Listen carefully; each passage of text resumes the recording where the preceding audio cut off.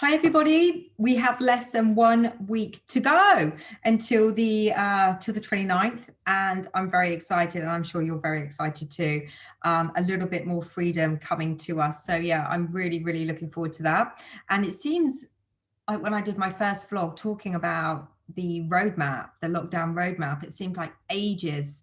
We had to wait ages for everything, and now it's, you know, less than a week until the 29th of March, and then so it's less than 3 weeks now until the hairdressers open. Oh my God, I'm very excited about that. Yeah, I'm sure that there's a lot of other people out there that are really excited too. And I think that, you know, being able to go to the pub soon is incredible. I hear a lot of the pubs are getting really booked up, and that you have to actually book a place to be able to go. So if you didn't know that, you do now, because I didn't know that.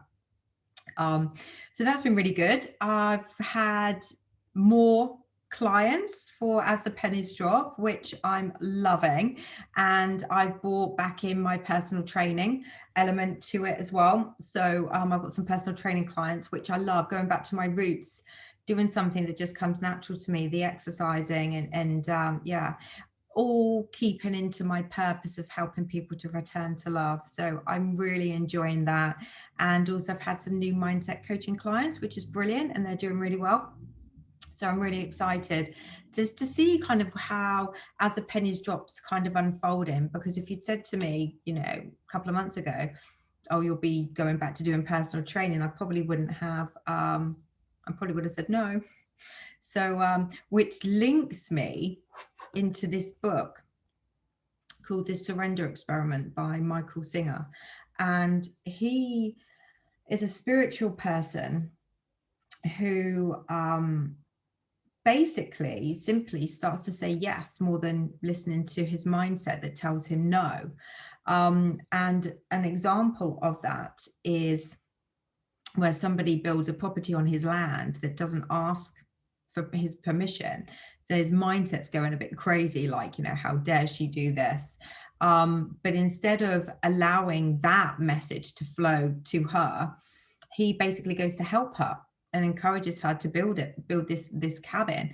And in the book, it transpires amazing, incredible people end up staying in that cabin. So if he'd said, no, stop what you're doing, and he'd listened to his mindset, which is what he probably would have done if he hadn't started this spiritual journey, yeah, the experiences that he had been able to have because he allowed this person to build that cabin wouldn't have happened.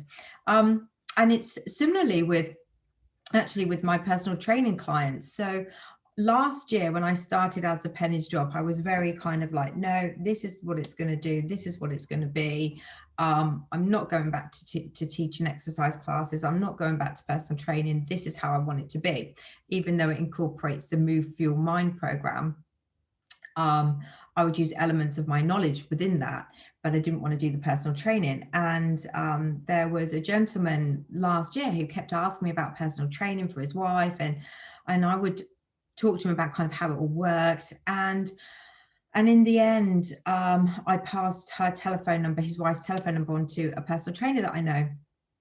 And when I realized that this particular personal trainer was incorporating some mindset stuff as well in it, and that she was seeing the personal trainer 3 times a week, I kind of kicked myself, because I thought, oh my God, I could actually bring in my mindset stuff within personal training.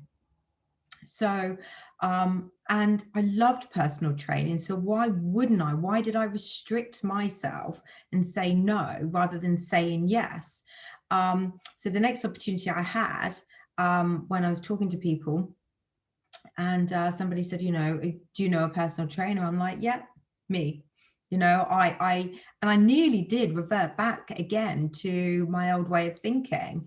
But this time I was like, no, actually, I am a personal trainer. I just haven't done it for a little bit. That's all. So yeah, so now I have a personal training client because I said yes. I ignored my mindset, basically just carried straight, you know, carried on, allowed the life to just flow to me. rather than putting any resistance up against it. So yeah, so this is a really, really good book. So it's more about saying kind of yes to things that you would have naturally said no to, and just seeing where that takes you, because you don't know. It's having that beginner's mindset, that uncertainty of what happens if you say yes. So yeah, so that's been really good. I also had I had a bike accident on Saturday, which was pretty horrible.